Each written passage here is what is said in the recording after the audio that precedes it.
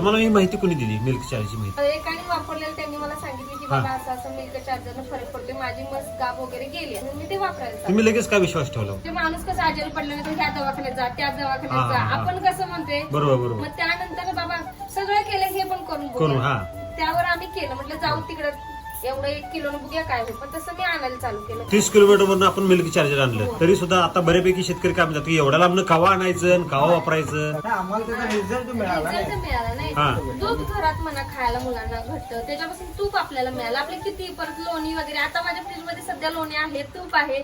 कारण आपल्या मुलांना आपण बाहेर विकत आणण्यापेक्षा, कारण आता भेसळ दूध भरपूर मिळायला लागले, त्याच्यापेक्षा आयुर्वेदिक मिळू दे, आपली मुलं पण वैदिक मिळालं पाहिजे. आता दुधाच्या चवीमध्ये काय बदल झाले? घट्ट झाले आणि प्यायला पण छान वाटते, गोडी लागते. अगोदर दूध कसं असायचं?